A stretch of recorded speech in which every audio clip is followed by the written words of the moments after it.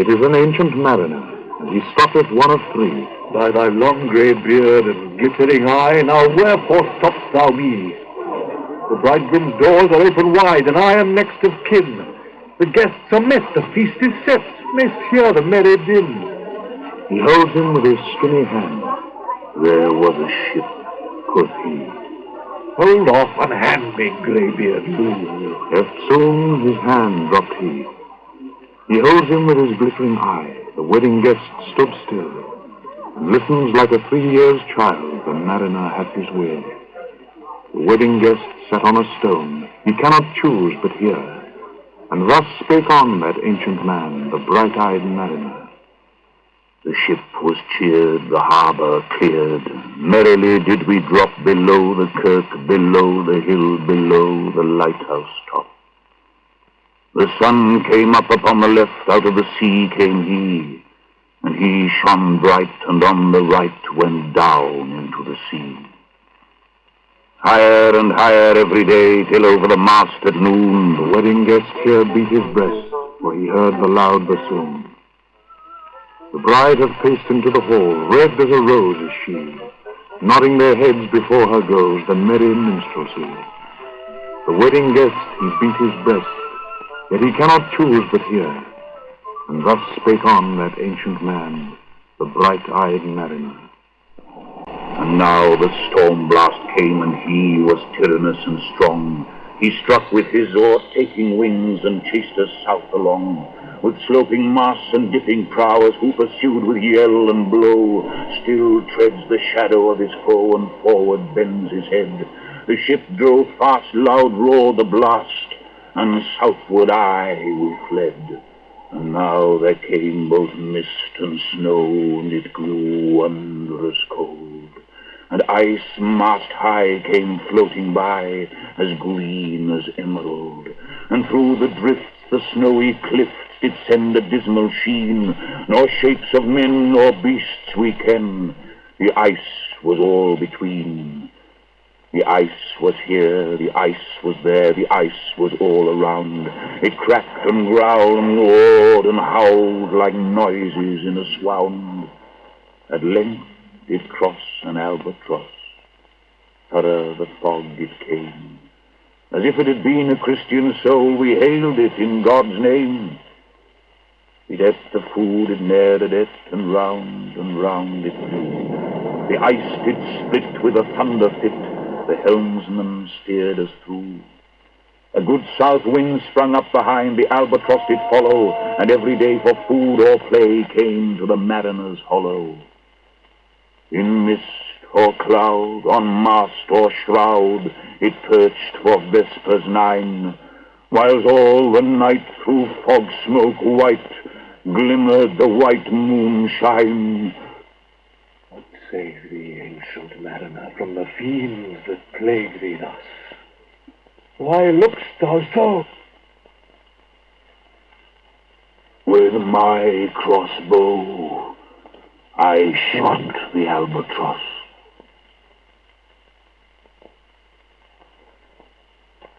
The sun now rose upon the right. Out of the sea came he, still hid in mist, and on the left went down into the sea. And the good south wind still blew behind, but no sweet bird did follow, nor any day for food or play came to the mariner's hollow. And I had done a hellish thing, and it would work them woe. For all averred I had killed the bird that made the breeze to blow. Ah, wretch, said they, the bird to slay that made the breeze to blow. Nor dim nor red like God's own head the glorious sun uprist. Then all averred I had killed the bird that brought the fog and mist. 'Twas right, said they, such birds to slay that bring the fog and mist. The fair breeze blew, the white foam flew, the furrow followed free. We were the first that ever burst into that silent sea. Down dropped the breeze, the sails dropped down, 'twas sad as sad could be. And we did speak only to break the silence of the sea.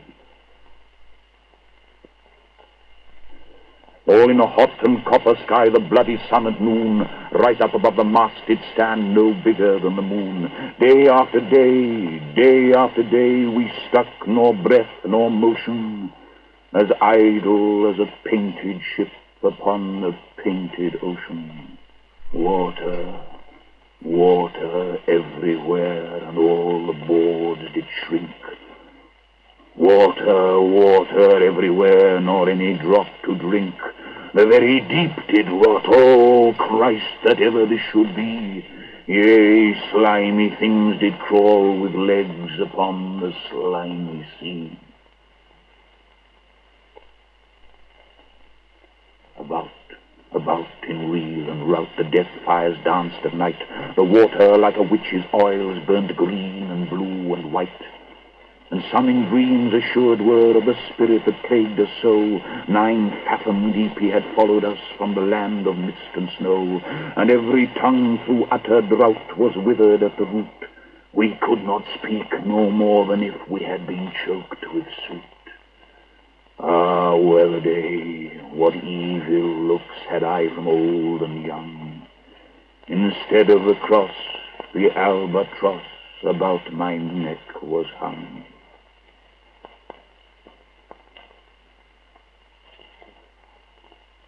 There passed a weary time. Each throat was parched and glazed each eye. A weary time, a weary time, how glazed each weary eye. When looking westward I beheld a something in the sky. At first it seemed a little speck, and then it seemed a mist. It moved and took at last a certain shape I wist. A speck, a mist, a shape I wist, and still it neared and neared, as if it dodged a water sprite. It plunged and tacked and veered. With throats unslaked, with black lips baked, we could not laugh nor wail. Through utter drought all dumb we stood. I bit my arm, I sucked the blood and cried, "A sail, a sail!" With throats unslaked, with black lips baked, agape they heard me call. Gramercy, they for joy did grin, and all at once their breath drew in as they were drinking all. "See, see," I cried, "she tacks no more, hither to work us weal. Without a breeze, without a tide, she steadies with upright keel." The western wave was all aflame, the day was well nigh done. Almost upon the western wave rested the broad bright sun, when that strange shape drove suddenly betwixt us and the sun. And straight the sun was flecked with bars. Heaven's mother, send us grace. As if through a dungeon great he peered with broad and burning face. Alas, thought I, and my heart beat loud, how fast she nears and nears. Are those her sails that glance in the sun like restless gossameres? Are those her ribs through which the sun did peer as through a grate? And is that woman all her crew?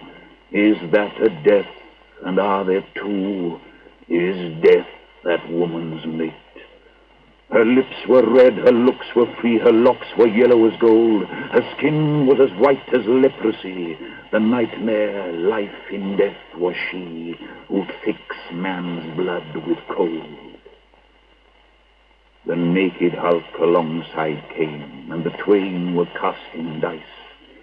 "The game is done, I've won, quoth she, and whistles thrice.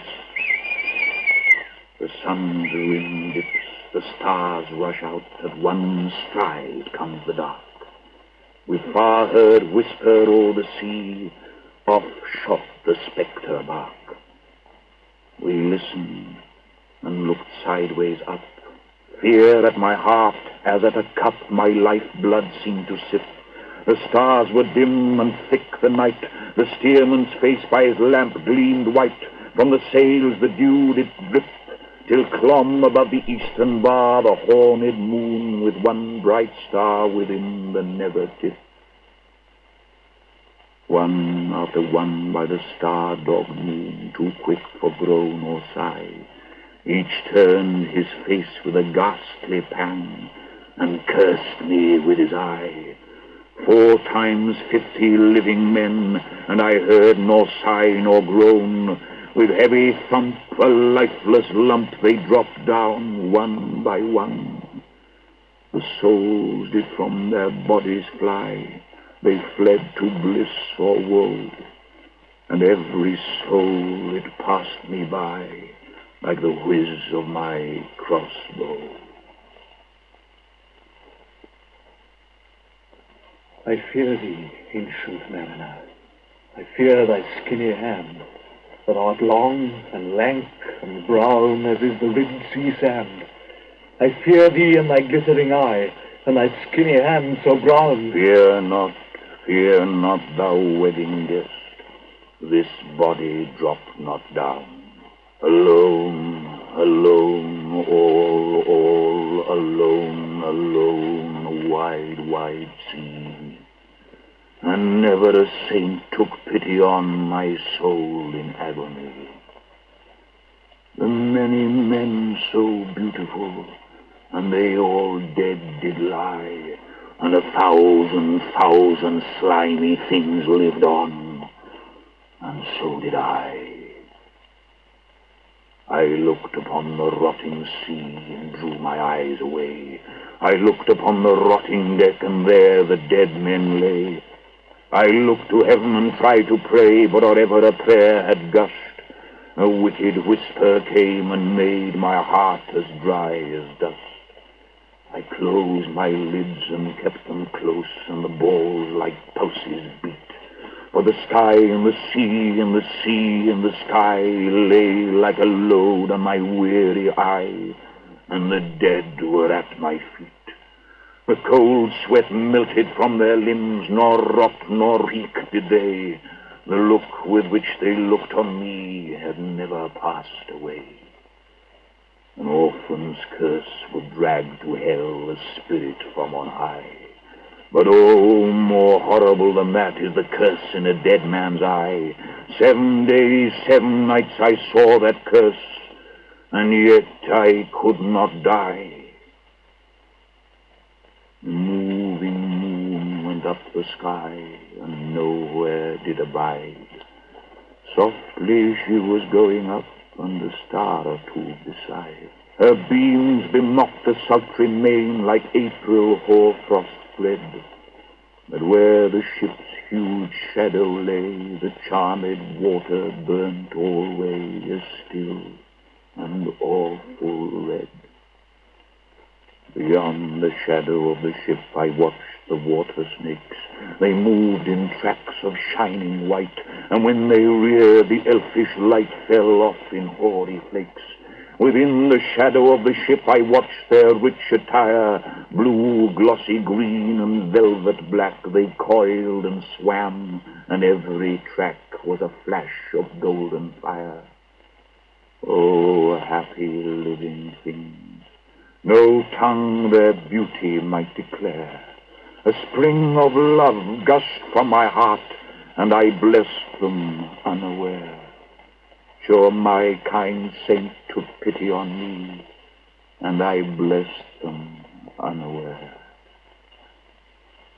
The self-same moment I could pray, and from my neck so free the albatross fell off and sank like lead into the sea.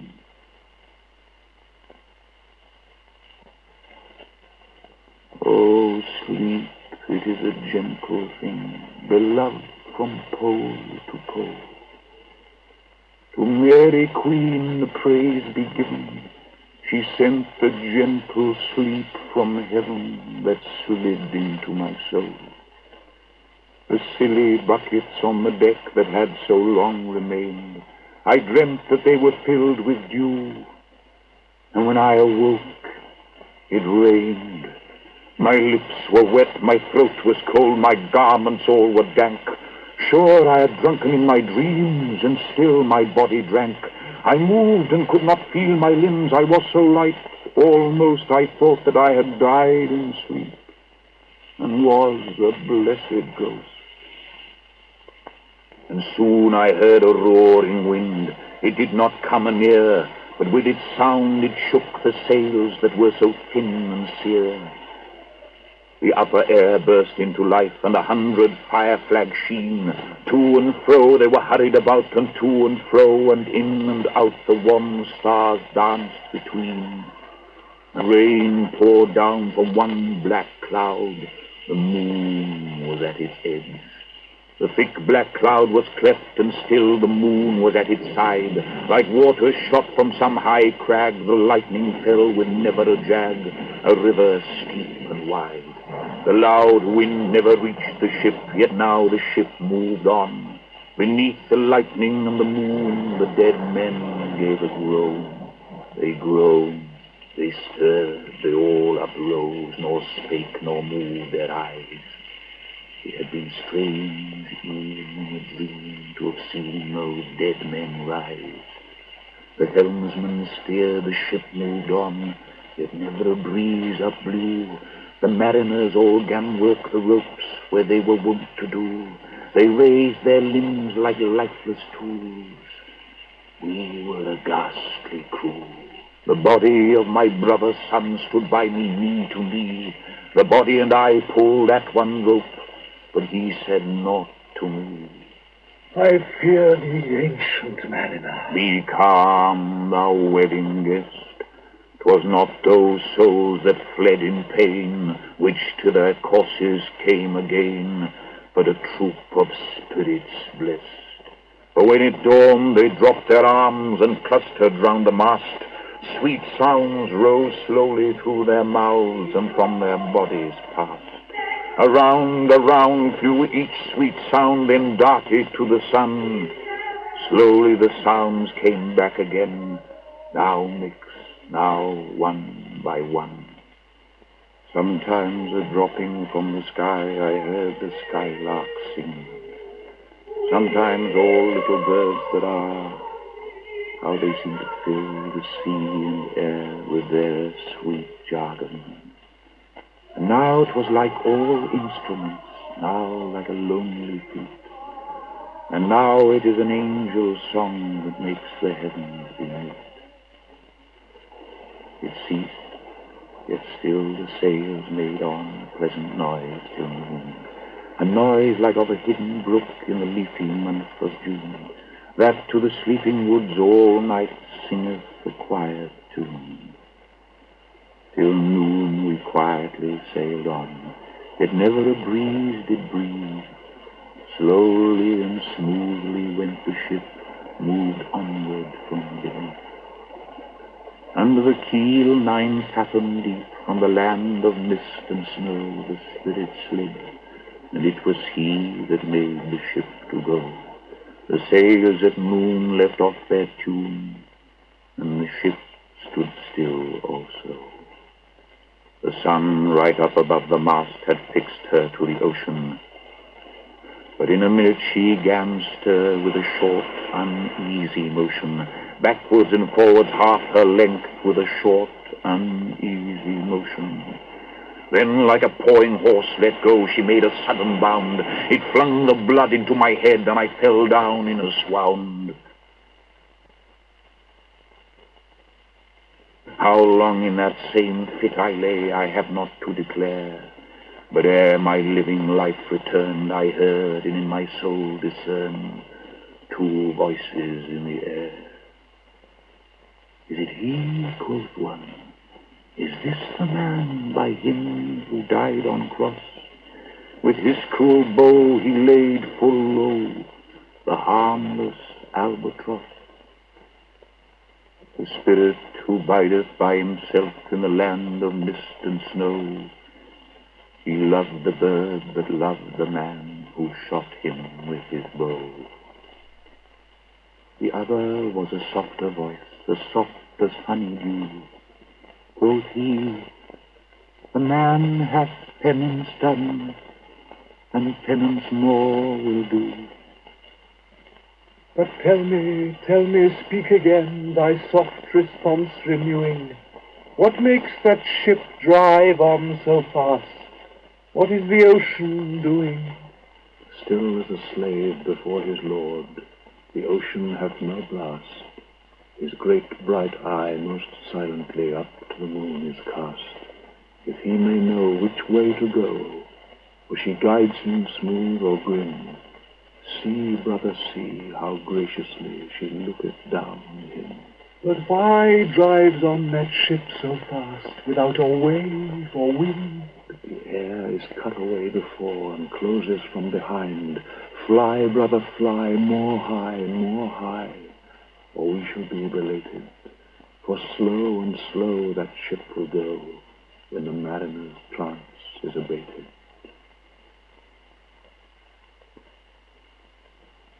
I woke, and we were sailing on as in a gentle weather. 'Twas night, calm night, the moon was high, the dead men stood together. All stood together on the deck for a charnel dungeon fitter. All fixed on me their stony eyes that in the moon did glitter. The pang, the curse with which they died had never passed away. I could not draw my eyes from theirs, nor turn them up to pray. And now this spell was snapped. Once more I viewed the ocean green, and looked far forth, yet little saw of what had else been seen. Like one that on a lonesome road doth walk in fear and dread, and having once turned round walks on and turns no more his head, because he knows a frightful fiend doth close behind him tread. But soon there breathed a wind on me, nor sound nor motion made. Its path was not upon the sea in ripple or in shade. It raised my hair, it fanned my cheek like a meadow gale of spring. It mingled strangely with my fears, yet it felt like a welcoming. Swiftly, swiftly flew the ship, yet she sailed softly too. Sweetly, sweetly blew the breeze, on me alone it blew. Oh, dream of joy, is this indeed the lighthouse top I see? Is this the hill, is this the kirk, is this mine own country? We drifted o'er the harbour bar, and I with sobs did pray, oh, let me be awake, my God, or let me sleep alway. The harbour bay was clear as glass, so smoothly it was strewn, and on the bay the moonlight lay, and the shadow of the moon. The rock shone like the kirk, no less, that stands above the rock. The moonlight steeped in silentness the steady weathercock. And the bay was white with silent light, till rising from the same, full many shapes that shadows were, in crimson colours came. A little distance from the prow those crimson shadows were. I turned my eyes upon the deck. Oh, Christ, what saw I there? Each corse lay flat, lifeless and flat, and by the holy rood, a man all like a seraph man, on every corse there stood. This seraph band each waved his hand, it was a heavenly sight. They stood as signals to the land, each one a lovely light. This seraph band each waved his hand, nor voice did they impart. No voice, but oh, the silence sank like music on my heart. But soon I heard the dash of oars, I heard the pilot's cheer. My head was turned perforce away, and I saw a boat appear. The pilot and the pilot's boy, I heard them coming fast. Dear Lord in heaven, it was a joy the dead men could not blast. I saw a third, I heard his voice, it is the hermit good. He singeth loud his godly hymns that he makes in the wood. He'll shrieve my soul, he'll wash away the Albatross's blood.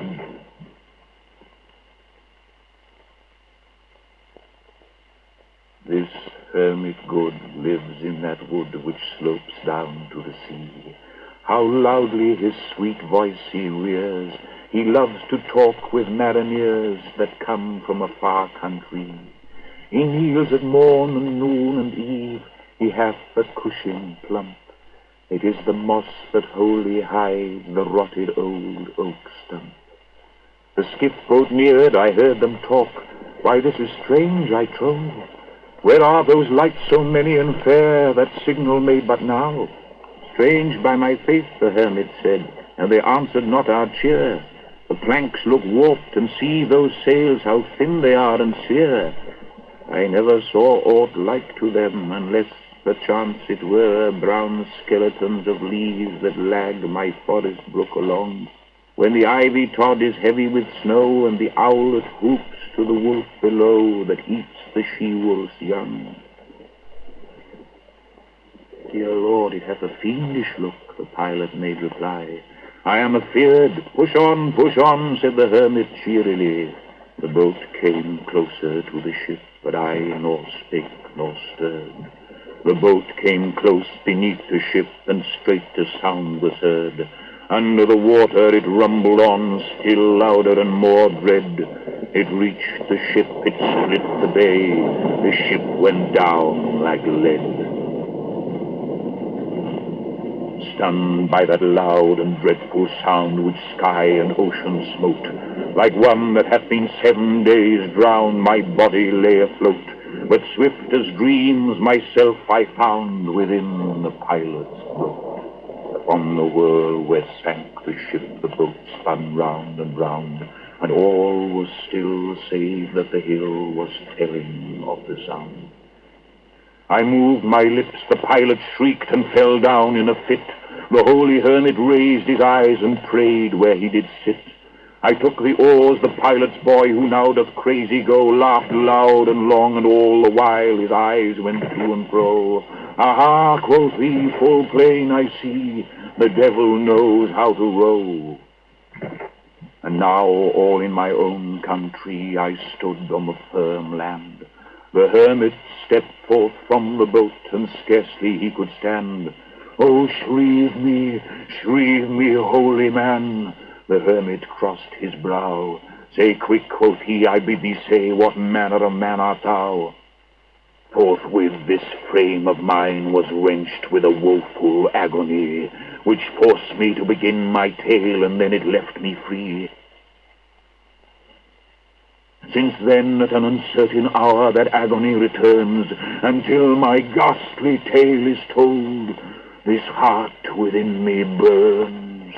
I pass like night from land to land. I have strange power of speech. That moment that his face I see, I know the man that must hear me.